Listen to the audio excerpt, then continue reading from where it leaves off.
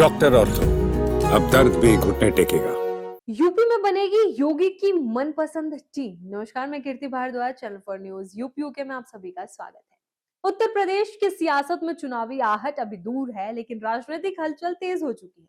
2027 के विधानसभा चुनाव से पहले भारतीय जनता पार्टी ने संगठन और सरकार दोनों स्तर पर बड़े बदलाव की तैयारी शुरू कर दी है।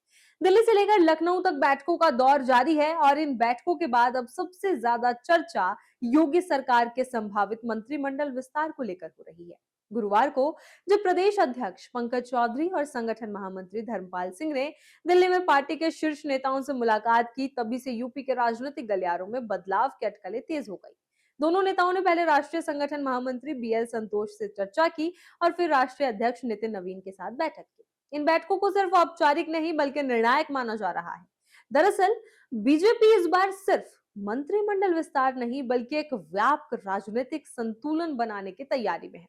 माना जा रहा है कि योगी सरकार में 1 दर्जन तक बदलाव हो सकते हैं। इसमें कुछ मौजूदा मंत्रियों की छुट्टी तय मानी जा रही है, जबकि कई नए चेहरों को मौका मिल सकता है। खास बात यह है कि इस पूरी प्रक्रिया में मुख्यमंत्री योगी आदित्यनाथ की पसंद और रणनीति अहम भूमिका निभा रही है। सूत्रों के मुताबिक पिछले कुछ समय में मंत्रियों के कामकाज का विस्तृत आकलन किया गया है। जिन मंत्रियों का प्रदर्शन उम्मीद के मुताबिक नहीं रहा, उनकी जगह नए और सक्रिय चेहरों को लाया जा सकता है। वहीं संगठन में काम कर रहे कुछ प्रभावशाली नेताओं को भी सरकार में शामिल करने की योजना है, ताकि जमीनी स्तर पर पार्टी की पकड़ और मजबूत हो सके। इस पूरी कवायद का एक अहम हिस्सा संतुलन है, सामाजिक और क्षेत्रीय दोनों। बीजेपी इस बार पश्चिमी उत्तर प्रदेश की भागीदारी बढ़ाने पर जोर दे सकती है, क्योंकि फिलहाल मुख्यमंत्री और प्रदेश अध्यक्ष दोनों ही पूर्वांचल से आते हैं। इसके साथ ही ब्राह्मण समुदाय की नाराजगी को दूर करने की भी कोशिश की जा रही है। ऐसे में कैबिनेट और संगठन दोनों में ब्राह्मण चेहरों को जगह मिलने की संभावना जताई जा रही है। मंत्रिमंडल विस्तार से पहले पार्टी ने एक और अहम रणनीति पर काम शुरू कर दिया है। नेताओं और कार्यकर्ताओं का समायोजन, निगमों, आयोगों और बोर्डों में नियुक्तियां करके पार्टी अपने असंतुष्ट नेताओं को साधने की कोशिश कर रही है। हाल ही में नगर निगम, नगर पालिका और नगर पंचायतों में मनोनीत सदस्यों की नियुक्ति इसी रणनीति का हिस्सा मानी जा रही है। बीजेपी के भीतर पिछले 1 महीने में लगातार मंथन का दौर चला है।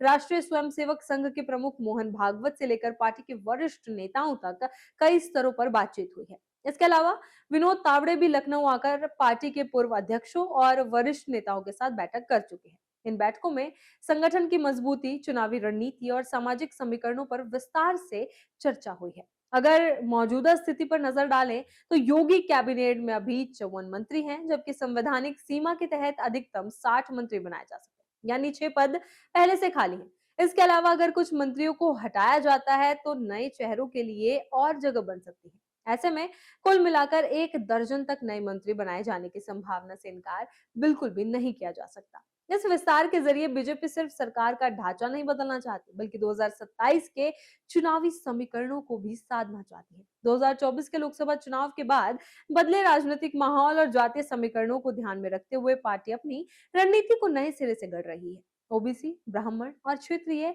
संतुलन को साधते हुए एक ऐसी टीम तैयार करने की कोशिश है जो चुनावी मैदान में मजबूत प्रदर्शन कर सके। इसी तरह की खबरों के लिए बने रहे चैनल फॉर न्यूज यूपी के साथ। डॉक्टर ऑर्थो, अब दर्द भी घुटने टेकेगा।